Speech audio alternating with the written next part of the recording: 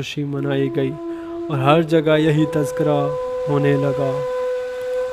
آخرکار شیخ سنان کے اپنے تمام مرید عاجز آ گئے، سخت پریشان ہوئے۔ جب انہوں نے دیکھا کہ ہمارے شیخ تو عشق میں گرفتار ہو گئے ہیں تو انہوں نے بھی اس کا ساتھ دینا چھوڑ دیا۔ سب کے سب اس کی بدقسمتی کو دیکھ کر اس کے غم میں اپنے سر پر مٹی ڈالے ہوئے وہاں سے بھاگ کھڑے ہوئے۔ ان میں سے ایک ذرا عقل مند مرید تھا، وہ شیخ سے کہنے لگا، ہم آج واپس کعبہ جا رہے ہیں، آپ کی کیا مرضی ہے؟ ہمیں دل کا راز بتائیں، کیا ہم بھی آپ کی طرح عیسائی بن جائیں یا اپنے آپ کو ذلت اور رسوائی کی اماں جگہ بنائیں؟ ہم آپ کو یہاں تنہا چھوڑنا پسند نہیں کرتے، آپ کہیں تو ہم بھی آپ کی طرح زنار باندھ لیں، یا پھر دوسری صورت یہ کہ چونکہ ہم آپ کو اس حالت میں نہیں دیکھ سکتے اس لیے جلدی یہاں سے چلے جائیں، واپس کعبہ جا کر اعتکاف میں بیٹھ جائیں، کم سے کم آپ کی جو حالت ہم یہاں دیکھ رہے ہیں وہاں پہنچ کر یہ تو نہیں دیکھیں گے۔ شیخ نے کہا کہ میں خود درد و غم میں مبتلا ہوں، اس لیے جہاں تمہارا دل چاہے جلدی چلے جاؤ، جب تک میری زندگی ہے میری جگہ یہی بت خانہ ہے، میرے لیے یہی عیسائی لڑکی ہی روح افزا کافی ہے، بس تم میرے غم کو چونکہ نہیں جانتے اس لیے میری طرف سے تم آزاد ہو، کیونکہ میں یہاں ایک سخت مصیبت میں گرفتار ہو چکا ہوں۔ اگر تم بھی میری طرح اس مصیبت میں گرفتار ہوتے تو پھر اس غم میں میرے غمسار ہوتے۔ اے میرے پیارے دوستو، تم واپس چلے جاؤ، میں نہیں جانتا کہ میرا انجام کیا ہوگا۔ اگر میرے متعلق لوگ پوچھے تو سچ سچ بلا کم کاست بتا دینا کہ میں کس مصیبت میں پھنس گیا ہوں، کیوں پریشان ہوں، میری آنکھیں خون آلود ہیں، میرا منہ زہرا ابھرا ہوا ہے، میں قہر کے اعضاء کے منہ میں آ چکا ہوں، تقدیر کے ہاتھوں اسلام کے ایک شیخ کو وہ کچھ کرنا پڑ رہا ہے جسے کوئی کافر بھی پسند نہیں کرتا۔ مجھے دور سے عیسائی لڑکی کا چہرہ دکھایا گیا جس سے میرا عقل، میرا دین، میری ساری پیری بے صبر ہو گئی۔ اس کی زلف میرے حلقے میں حلقہ بن کر اٹک گئی اور اب یہ چار زباں الزام خاص ہو چکا، لہٰذا اگر مجھے ملامت کرتا ہے تو اسے کہو کہ میری طرح اس مصیبت میں ذرا گرفتار ہو کر دیکھو، پھر اس دلدل سے پھنس چکا ہوں جس کا کوئی سر ہے نہ پاؤں، اس خطرے سے کوئی شخص بھی جان نہیں بچا سکتا۔ شیخ سنان نے اتنا کہا اور تمام مریدوں کو خیر بات کہہ کر سوروں کو پران چرانے کے لیے چرگاہ میں لے گیا۔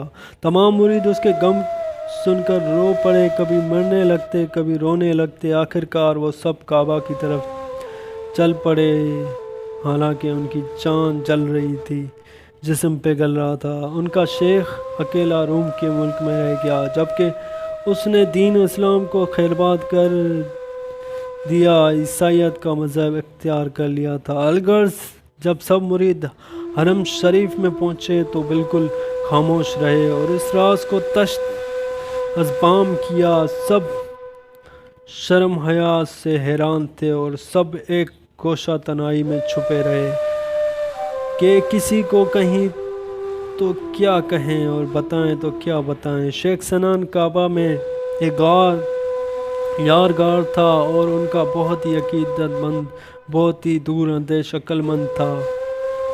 شیخ سنان کے سابقہ باطنی حالات درجات سے واقف تھا۔ جب شیخ سنان نے کعبے سے روم کی طرف سفر کیا تھا وہ اس وقت کعبے میں نہ تھا، اور وہ جب واپس آیا کعبے میں تو اس نے شیخ سنان کی خلوت سرا حجرہ کو خالی پایا۔ اس نے لوگوں سے ان کے متعلق پوچھا، چنانچہ دوسرے مریدوں نے اسے تمام حالات سے آگاہ کیا کہ شیخ پر تقدیر کے ہاتھوں کا کیا گزری اور وہ کس طرح بینا میں پھنس گئے۔ اسے تفصیل سے بتایا گیا کہ کس طرح شیخ سنان کو ایک عیسائی لڑکی کے چہرے نے چکر کر رکھا ہے، کس طرح ان کے ایمان پر حملہ کیے گئے۔ انہوں نے یہ بھی بتایا کہ اب ان کے عشق نے زلف خال کے ساتھ بازی لگا رکھی ہے۔ انہوں نے اپنا چوگا جلا ڈالا ہے، ان کی حالت دگرگوں ہو گئی ہے۔ انہوں نے یہ بھی بتایا کہ وہ اللہ کے عبادت کو چھوڑ کر اس وقت سور چرا رہے ہیں۔ آج کل انہوں نے اپنی کمر پر زنار باندھ رکھا ہے، یعنی کافری کی رسم کو اپنا لیا ہے۔ اگرچہ شیخ سنان دین میں ایک نمایاں مقام رکھتے تھے، مگر آج کل وہ بوڑھے پادری معلوم ہوتے ہیں۔ انہوں نے پادریوں کا لباس حلیہ اپنا رکھا ہے۔ جب شیخ سنان کے اس یار غار، ان کے بڑے متقی دوست نے یہ سارا قصہ سنا تو غم سے اس کا رنگ پیلا پڑ گیا۔ اس نے رونا شروع کیا۔ اس نے دوسرے تمام مریدوں سے کہا، اے گنہگار، تم وفادار میں نہ مرد ہو نہ عورت۔ ہمارا پیارا پیر اتنی بڑی مصیبت میں پھنسا پڑا ہے، اور تم کیسے مرید ہو کہ اس کے کچھ کام نہ آئے؟ حالانکہ ایسی مصیبت میں یار کام ہی آتے ہیں۔ اگر تم اپنے پیر کے خیر خواہ تھے تو تم مصیبت میں اس کے ساتھ کیوں نہ رہے؟ تمہیں شرم آنی چاہیے۔ تم کیسے مرید تھے؟ تم نے وفاداری، حق گزاری کا سا ثبوت دیا، یہی اس کو اکیلا چھوڑ کر چلے آئے ادھر۔ اگر شیخ نے زنار باندھے تو تمہیں بھی زنار باندھ لینے چاہیے تھے۔ جان بوجھ کر اس کو اکیلا نہیں چھوڑنا چاہیے تھا۔ خواہ تم سب کو عیسائی بھی بننا پڑتا تو عیسائی بن جاتے۔ چون کردار تم نے ادا کیا، یہ دوستی کو نہیں کہتے، موافقت کو بھی نہیں کہتے۔ جو کچھ تم نے کیا اسے منافقت کہتے ہیں۔ ہمیشہ یار کے ساتھ رہنا تھا، ہاں وہ کافر بھی ہو جائے تو پھر بھی اس کا ساتھ نہیں چھوڑنا چاہیے۔ مصیبت کے وقت ہی تو اصل دوستوں کی پہچان ہوتی ہے۔ خوشی کے وقت تو ہزاروں یار بن جاتے ہیں۔ جب تمہارا مرشد مگر مچھ کے منہ میں چلا گیا تو تم اپنی عزت و ناموس بچانے کے لیے اس سے بھاگ آئے۔ عشق کی بنیاد ہی بدنامی پر ہوتی ہے۔ جو اس بدنامی سے ڈرتا ہے وہ خام کچا۔ اور اس پر سب مریدوں نے کہا کہ جو کچھ آپ نے کہا، ہم یہ سب باتیں کئی بار شیخ سنان کو کہہ آئے ہیں، بلکہ اس سے بھی زیادہ باتیں اس سے ہم کر آئے۔ ہم نے اس بات کا بھی پکا عزم کر لیا تھا کہ اس کے ساتھ خوشی کمی میں باقی زندگی گزاریں گے، اور ہم بھی اپنی پیری فقیر کو ترک کر کے ذلت اور رسوائی خریدنے کے لیے تیار تھے۔ دین اسلام کو چھوڑ کر عیسائیت اختیار کرنے پر بھی تیار تھے، لیکن یہ بات کہ ہمارے پیر شیخ سنان کی رائے یہ تھی کہ ہم سب اس کو اکیلا چھوڑ کر واپس چلے جائیں۔ چونکہ ہماری دوستی خیر خواہی سے شیخ سنان کوئی فائدہ نہ دیکھا، اس لیے اس نے ہمیں جلدی واپس چلے جانے کا مشورہ دیا۔ چونکہ ہم اس کے حکم کے مطابق واپس چلے آئے، ساری بات ہم نے وضاحت کے ساتھ آپ کو بتا دی، کوئی بات مخفی نہیں رکھی۔ پھر اس یار غار نے تمام دوسرے مریدوں سے کہا کہ اب اللہ کے دروازے پر جانے کے سوا اور کوئی چارہ ہمارے پاس باقی نہیں رہا، اس لیے سب اٹھ کر اللہ کے حضور میں سجدہ ریزہ ہو جائیں۔ ہر ایک اسی کے آگے اپنی فریاد کو بڑھ چڑھ کر پیش کریں۔ جب اللہ تعالیٰ تمہاری بے قراری دیکھیں گے تو تمہیں پھر اپنا مرشد بغیر مزید انتظار کے مل جائے گا۔ اگر تم نے اپنے مرشد سے پرہیز کی تھی تو اللہ تعالیٰ کے دربار کو تو نہیں چھوڑنا تھا۔ جب ان مریدوں نے یہ بات سنی تو اپنی عاجزی کی وجہ سے بغلیں جھانکنے لگے اور بالکل خاموش ہو گئے۔ پھر اس نے کہا کہ اب شرمسار ہونے کا کوئی فائدہ نہیں، جب مصیبت آ پڑی ہے تو سب جلدی سے اٹھو اور اللہ کے حضور سجدے میں پڑ جاؤ، اپنے سر پر مٹی ڈال کر دعا مانگو۔ ہم سب کو کاغذی لباس پہن کر اس سے فریاد دعا کرنی چاہیے، آخرکار ہم اسی طریقے سے ہی دوبارہ اپنے مرشد کو حاصل کر سکتے ہیں۔ چنانچہ تمام مرید اکٹھے ہو کر عرب سے روم کی طرف چل پڑے اور رات دن اعتکاف کی صورت میں عام لوگوں سے پوشیدہ رہنے لگے۔ کبھی اللہ کے حضور دعا کرتے اور کبھی رونا دھونا شروع کر دیتے عاجزی انکساری کے ساتھ۔ وہ مسلسل 40 دن رات سفر کرتے رہے اور راستے میں کہیں پڑاؤ نہ کیا۔ انہیں کھانا اچھا لگتا نہ نیند، گویا انہیں روٹی اور پانی کی طلب نہ رہی، اور ان نیک لوگوں کو گریازاری سے آسمان بھی ہیجان پیدا ہو گیا۔ سب نے سبز لباس کی جگہ سیاہ ماتمی لباس پہن لیا۔ آخرکار مریدوں کے سردار کی دعا تیر بہدف ثابت ہوئی، یوں کہ 40 راتوں کے بعد جب کہ پاک باز مرید یعنی مریدوں کا سردار خلوت میں گڑ گڑا کر بے خود ہو کر اللہ کے حضور دعا مانگ رہا تھا کہ صبدم خوشبودار ہوا کا جھونکا آیا اور خواب میں اسے کشف ہوا کہ میں نے خواب میں حضور صلی اللہ علیہ وآلہ وسلم کا چاند سا چہرہ دیکھا۔ آپ صلی اللہ علیہ وآلہ وسلم کے دوش مبارک پر دونوں زلفیں پڑی ہوئی تھی۔ آپ صلی اللہ علیہ وآلہ وسلم کے چہرے مبارک کا سورج اللہ کا سایہ تھا۔ آپ صلی اللہ علیہ وآلہ وسلم ایک ایک بال پر سینکڑوں جہان کی جانیں قربان ہو رہی تھی۔ آپ صلی اللہ علیہ وآلہ وسلم خرامہ خرامہ تشریف لائے، لب مسکرائے، جو بھی آپ کو دیکھتا بے خود ہو جاتا۔ جب اس مرید نے خواب میں آپ صلی اللہ علیہ وآلہ وسلم کو دیکھا تو اپنی جگہ سے اٹھ کر کھڑا ہوا اور کہا، اے اللہ کے نبی میری دستگیری فرمائیے، اے سارے جہان کے رہنما ہمارے مرشد گمراہ ہو گئے ہیں، خدا کے لیے ان کی رہنمائی کیجیے۔ حضور صلی اللہ علیہ وآلہ وسلم نے فرمایا، اے بلند ہمت بلند ارادے والے، اٹھو، تمہارے شیخ کو ہم نے قید سے آزاد کر دیا ہے۔ تیری بلند ہمت نے ہمیں خوب کام کیا ہے۔ جب تم نے اپنے شیخ کی مشکل کو حل کروا لیا، اتنے تک تم خاموش نہیں بیٹھے۔ تمہارے شیخ اور اللہ کے درمیان ایک عرصے سے سیاہ گرد غبار شائع ہوا تھا، میں نے اس غبار کو صاف کر دیا ہے، اس سے تاریکیوں سے نکال لیا ہے، میں نے اس پر اپنے بحر شفاعت سے شبنم افشانی کی ہے، چنانچہ اب وہ ابگیار درمیان سے اٹھ گیا ہے، اس کی توبہ قبول ہو گئی ہے، اس کے سابقہ گناہ معاف ہو گئے۔ اس کی بات پر یقین رکھو کہ سینکڑوں بڑے بڑے گناہ توبہ کی پھونک سے اڑ جاتے ہیں۔ جب اللہ تعالیٰ کے احسان کا سمندر موجزن ہوتا ہے تو تمام زن مرد کے گناہ معاف ہو جاتے ہیں۔ حضور صلی اللہ علیہ وآلہ وسلم نے یہ 2-3 باتیں شیخ سنان کی مرید سے کہیں اور پھر وہ نظروں سے اوجھل ہو گئے۔ مرید کی آنکھ کھل گئی، نیند سے بیدار ہو گئے، وہ خوشی سے بے خود ہو گیا، اتنی بلند آواز سے نعرہ تکبیر لگایا کہ آسمان بھی اس کے نعروں سے گونج اٹھا۔ پھر وہ نعرے مارتا ہوا باہر آیا اور آنکھوں کی عقیدت سے وجہ سے خون اتر آیا تھا۔ اس نے تمام مریدوں سے کہا، اپنے خواب سے آگاہ کیا، انہیں خوشخبری دی۔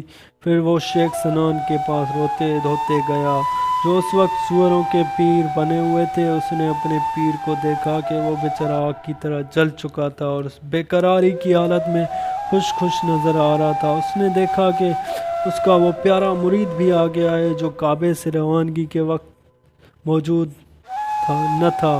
اسے جب معلوم ہو گیا کہ قدرت کی طرف سے اس کے ساتھ خواب میں رازدارانہ باتیں ہو چکی ہیں تو شیخ نے فوراً ہاتھ سے ناقوس بگل کر پھینک دیا اور کمر سے زنار کو توڑ کر پھینک دیا، پادریوں والی ٹوپی بھی اتار کر پھینک دی، عیسائیت کو دل سے نکال دیا۔ پھر جب اس نے دور سے اپنے دوسرے دوستوں مریدوں کو دیکھا تو اسے معلوم ہوا کہ ان سب کے درمیان صرف میں ہی ایک بے نور ہوں۔ چنانچہ اس نے شرمندگی سے اپنے لباس کو پھاڑ ڈالا اور عجز سر پر مٹی ڈالی۔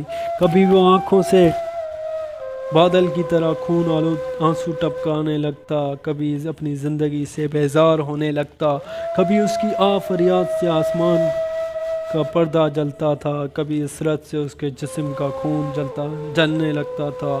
حکمت اسرار قرآن حدیث کے جو ارشادات اس کے دل میں محو ہو چکے تھے دوبارہ اسے یاد ہو گئے اور جہالت کی بیچارگی سے نکل آئے۔ وہ جب کبھی اپنی سابقہ حالت کو دیکھتا تو وہ سجدے میں گر کر رونے لگتا تھا، اس کی آنکھیں خون آلود پھول بن چکی تھی اور خود شرمندگی سے پسینے میں شرابور ہو چکا تھا۔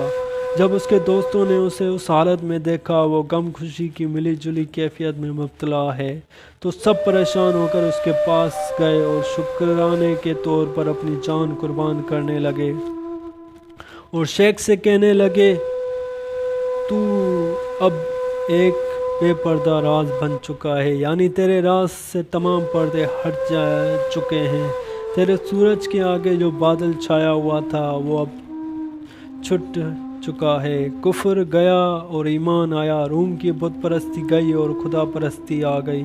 قبولیت کا دریا اچانک موجزن ہو گیا اور رسول صلی اللہ علیہ وآلہ وسلم نے خود ہی تیری سفارش کی ہے۔ ہم سب لوگ اللہ کا شکریہ ادا کر رہے ہیں، تم بھی اللہ کا شکر ادا کرو اور بڑی بھاری آزمائش سے نکل آئے ہو۔ اب تم ماتم کرنے کے بجائے ضرورت نہیں ہے۔ اللہ کا شکر ہے کہ اس نے تمہیں تاریک دریا میں سے سورج کا راستہ دکھا دیا ہے۔ جو پاک ذات روشن کو کالا کر سکتی ہے وہ توبہ سے سارے گناہوں کو دھو بھی سکتی ہے۔ توبہ کی آگ جب روشن ہوتی ہے تو تمام گناہوں کو جلا کر بھسم کر دیتی ہے۔ قصہ مختصر یہ کہ اب ہم وہاں سے کعبہ کی طرف واپس ہوتے ہیں۔ شیخ سنان نے غسل کیا اور دوبارہ مشائق والا چرگا زیب تن کیا اور تمام دوستوں کے ساتھ حجاز کی طرف روانہ ہو گئے۔ ادھر یہ ہوا، دوسری طرف یوں ہوا کہ عیسائی لڑکی نے خواب میں سورج کو اپنی گود میں دیکھا اور سورج نے اسے کہا اٹھ، اسی وقت شیخ سنان کے پیچھے چلی جا، اس کا مذہب اختیار کر، یعنی مشرب اسلام ہو جا، اس کی مٹی بن جا۔ تو نے اسے پلید اور ناپاک کر دیا تھا، اب تو اس کے پیچھے جا کر اور اسلام لا کر پاک ہو جا۔ مجاز میں تیرے راستے پر چلا تھا، اب حقیقت میں چل کر اس کا راستہ اختیار کر۔ تو نے اسے گمراہ کیا تھا، تو اس کے پیچھے جا کر ہدایت کا راستہ اپنا لے۔ جب وہ تیری راہ پر چل پڑا تھا، اب تو اس کی راہ پر چل پڑ۔ تو اس کے دین و ایمان کو لوٹتی رہی، اب اس کے ساتھ ہو کر دیندار مومن بن جا۔ اب تک تو حقیقت سے ناواقف رہی، اب حقیقت سے واقف ہو جا۔ الغرض جب عیسائی لڑکی نے یہ خواب دیکھا تو اس کے دل میں اسلام کے سورج کی روشنی آ گئی۔ اس کے دل میں ایک عجیب سا درد اٹھنے لگا جس نے اسے بے قرار بے چین کر دیا۔ اس کے بے خود دل میں آگ لگ گئی۔ اس نے اپنے دل پر ہاتھ رکھ کر کہا، مگر دل اس کے ہاتھ میں نہ رہا۔ نہیں جانتی تھی کہ اس کے بے قرار دل نے اس کے اندر اب کون سا بیج بو دیا۔ وہ بڑی مشکل میں پھنس گئی، لیکن کوئی اس کا ہمدم ساتھی نہ تھا۔ اس نے سمجھا لیا کہ دنیا میں میرا قصہ ایک عجیب و غریب قصہ ہے۔ میں ایک ایسی دنیا کی راہ میں بن چکی ہوں کہ نشانی کا کوئی پتہ نہیں۔ جو زبانیں کے حقیقت حال سے واقف نہ ہو اسے گونگا ہو جانا چاہیے۔ جو اسرار اللہ تعالیٰ جو کہ چوں بے مثال ہے کی طرف سے ہوتے ہیں، ان کی کیفیت کمی بتائی نہیں جا سکتی۔ بہرحال اب تمام ناز نخرے ناز انداز بارش کی طرح برس ختم ہو چکے تھے۔ اب اشوا غمزدہ کی خالی ہو چکی تھی، چنانچہ اس نے ایک نعرہ مارا اور اپنے کپڑوں کو پھاڑ کر محل سے باہر نکل آئی، سر پر مٹی ڈالی اور آنکھوں سے خون کے آنسو بہاتی ہوئی دوڑ پڑی۔ اس کا دل درد سے بھرا ہوا تھا۔ بہرحال وہ ناتواں اور کمزور جسم کے ساتھ شیخ سنان کے اس کے مریدوں کے پیچھے پیچھے چل پڑی۔